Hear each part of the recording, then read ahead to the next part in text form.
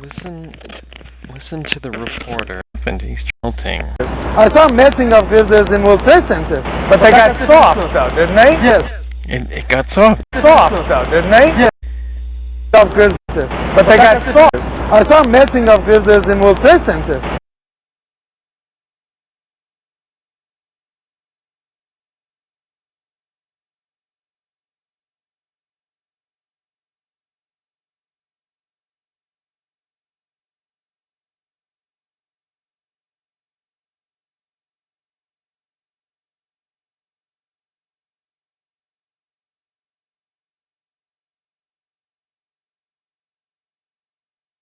So the steel was just dripping onto each other and stacking up. So I snapped a piece of it off just to show other people how hot the World Trade Center site was.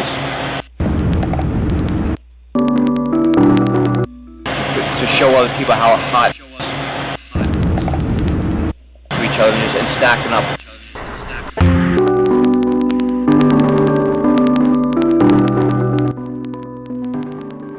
This is a piece of steel that I found in the North Tower. It was down around basement 4. There were 6 levels of the World Trade Center. You know, the box beam was melted like stalactites and stalagmites. So it was tremendous heat that melted these big, huge box beams. So the steel was just dripping onto each other and stacking up. So I snapped a piece of it off just to show other people how hot the World Trade Center site was.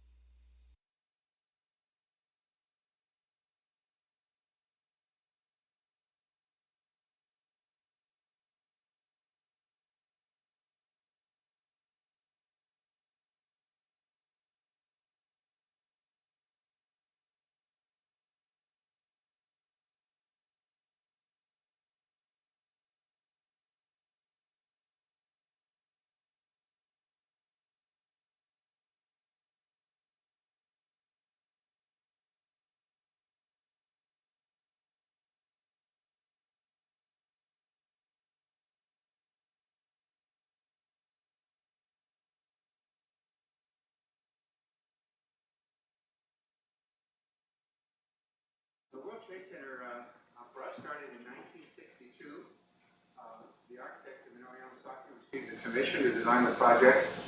We have been working with Yama largely because of the talents of one of the partners of the firm, Jack Christensen, who produced a fantastic design in our first venture with Yama. So we got this project not because when you were down there, you have to remember above you. Project was on fire for months. So we were down at the B1 level, and one of the firefighters said, "I think you'd be interested in this," and they pulled off a big block of concrete, and there was like a little river of steel flowing.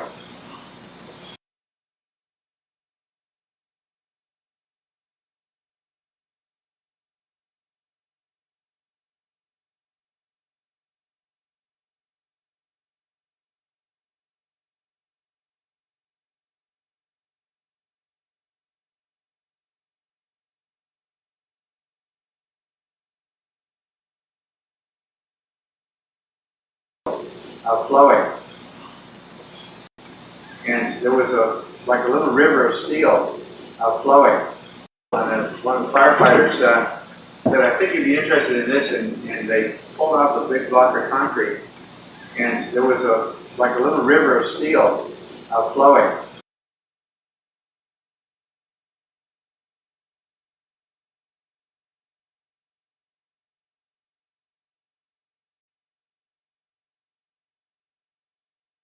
Expected.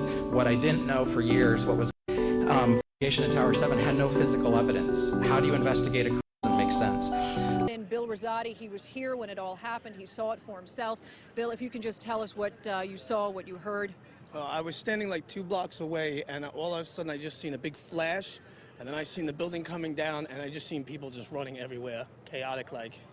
So I was just standing there, you know, we were watching the building actually because it was on.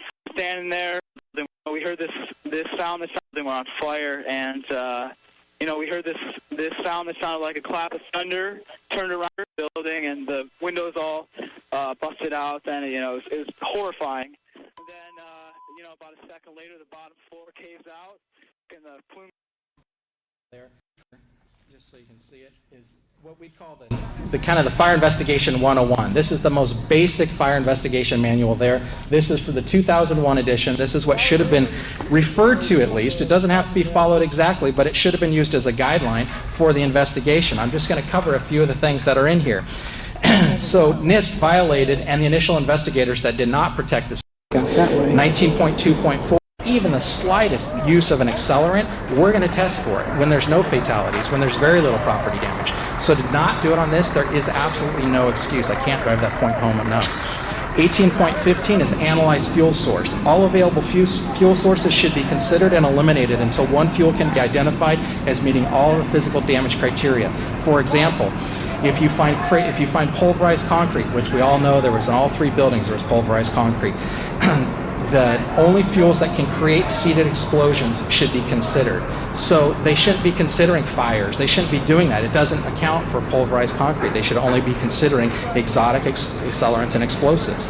19.4.8.2.6, extremism. The terrorist may include fire as but one of a variety of weapons along with explosives used in furthering his or her goal. We know they used them in 93. Why would we not know they used them in 93? Why would we not test for him now? There was reports that day, multiple reports, which I'll get into in a second. So they could have put him in the basement. How do we know that unless we test for it? I mean, even if it is the terrorists that they claim they are, we need to test this. 14.3, preservation of the fire scene and physical evidence. We find the following. The cause of a fire explosion is not known until near the end of the investigation. The entire fire scene should be considered physical evidence and should be protected and preserved. It's just over and over. There's so many. You can go to our website, the Firefighters For Truth. We have many more of these actual chapters that cover what they should have done that they did not do. So now, by their own admission, in all 3 building collapses, NIST refused to physically test, like Dr. Stephen Jones did, for explosives. This is just unbelievable. And here are their excuses, and I quote, "It is unlikely that 100 pounds of thermite or more could have been carried into World Trade Center 7 and placed around columns without being detected, either prior to September 11th or during that day." So again, I've been on a lot of fire scenes, and I've seen a lot of investigations, and why would we not test because something's hard to do? That's the exact reason you need to investigate it. If that was hard to do, we need to find out how they did it.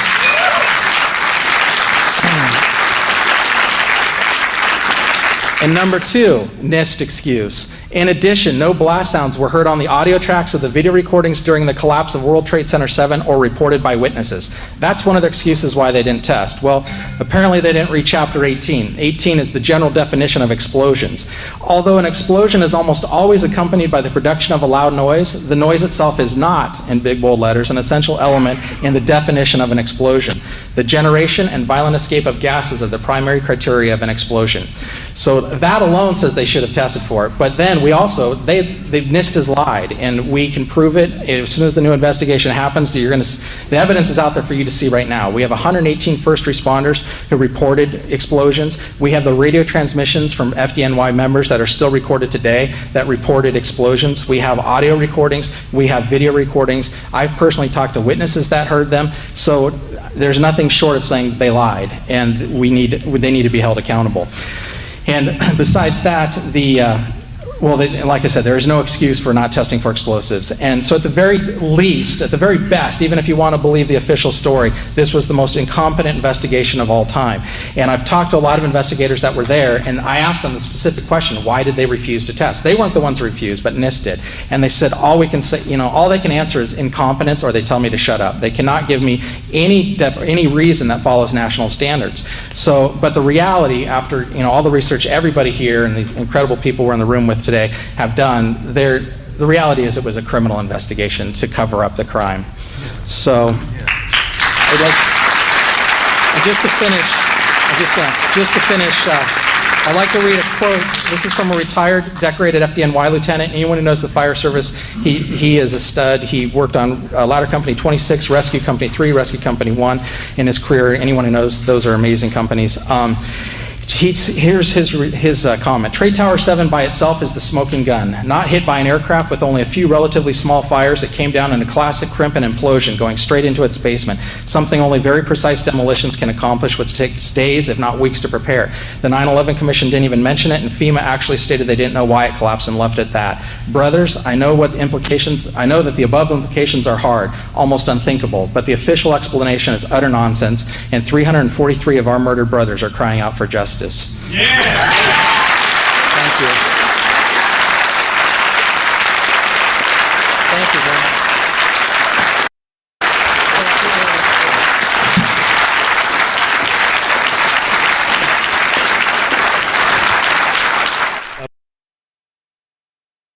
Of interest that we'd find would be some of the parts of the plane embedded in the cars and in places in which you just wouldn't expect. A part of the fins off the turbine or for one of the engines was actually found embedded into one of the engine blocks of one of the cars.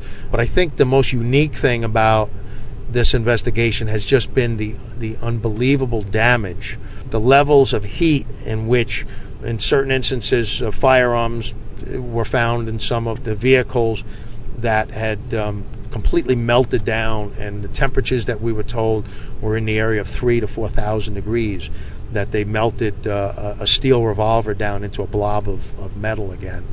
These were some of the things. An engine block that was aluminum, and its pistons were cast iron, and other parts of the engine were steel, and the aluminum had actually melted around the steel and the iron and had dripped off like teardrops coming from the parts of the car.